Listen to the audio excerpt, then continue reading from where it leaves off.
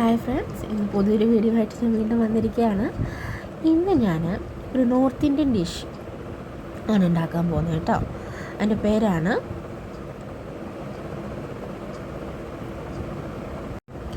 ബള്ളി വാങ്ങി.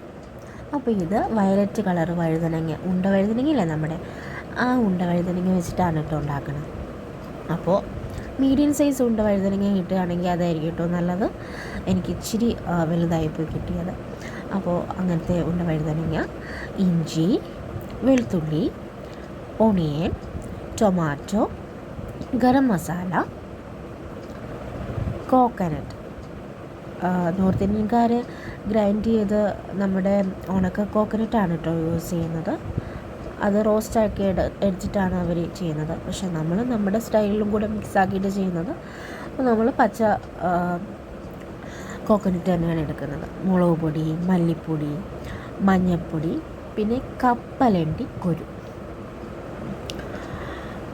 ഇനി നമുക്ക് മിക്സിയിലേക്ക് തേങ്ങ, ഉപ്പ്, മല്ലിയില, കപ്പലണ്ടി, മല്ലിപ്പൊടി, മുളക് പൊടി, ഗരം മസാല, ഇഞ്ചി, വെളുത്തുള്ളി എന്നിവ ചേർത്ത് നോക്കി നന്നായിട്ട് ഇതേപോലെ നമുക്ക് അരച്ചെടുക്കാം കേട്ടോ.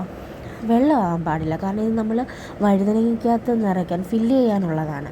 അപ്പോൾ അതുകൊണ്ട് വെള്ളമാകാൻ പാടില്ല. ഇത് നമുക്ക് പാത്രത്തിലേക്ക് മാറ്റി ഓരോ വഴുതനങ്ങ എടുത്ത് ഇതേപോലെ നാലായിട്ട് നടുക്കൂടെയും നാലായിട്ട് ഇങ്ങനെ വരഞ്ഞ് അതിലേക്ക് കണ്ടോ ഞാൻ ഫില്ല് ചെയ്ത് വെച്ചേക്കുന്നത്, ഇതേപോലെ ഫില്ല് ചെയ്ത് വെക്കുക.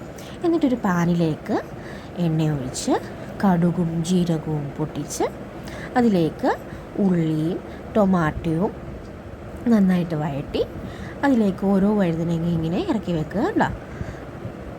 അത് നമുക്ക് നന്നായിട്ടൊന്ന് ഇളക്കി കൊടുക്കാം. അതിലേക്ക് ബാക്കി വന്ന നമ്മുടെ ആ അരച്ച് വെച്ച കോക്കനട്ടിൻ്റെ മിക്സും ചേർത്ത് നന്നായിട്ട് ഇതേപോലെ ഇളക്കി കൊടുക്കുക.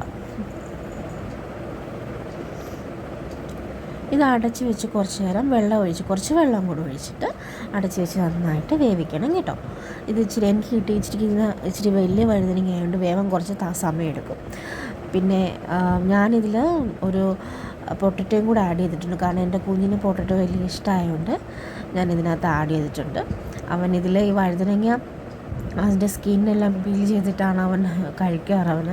പക്ഷേ അതിനകത്ത് പൊട്ടറ്റോ ഇട്ടിട്ടുണ്ട്, കാരണം ഇത് നന്നായിട്ട് അവനിത് കഴിക്കും, അവന് ഇഷ്ടമാണ്. അപ്പോൾ ഞാൻ ഒരു പൊട്ടറ്റോ കൂടെ അതിനകത്ത് ആഡ് ചെയ്തിട്ടുണ്ട്. വെള്ളം ഒഴിച്ചിട്ട് നമുക്ക് ഇത് അടച്ച് വെച്ച് നന്നായിട്ട് വേവിച്ചെടുക്കാം. ഒരു ചപ്പാത്തിയുടെ കൂടെ ചോറിൻ്റെ കൂടെയൊക്കെ അതിൻ്റെ നല്ലൊരു ഡിഷാണ് കേട്ടോ. എല്ലാവരും ട്രൈ ചെയ്ത് നോക്കണേ.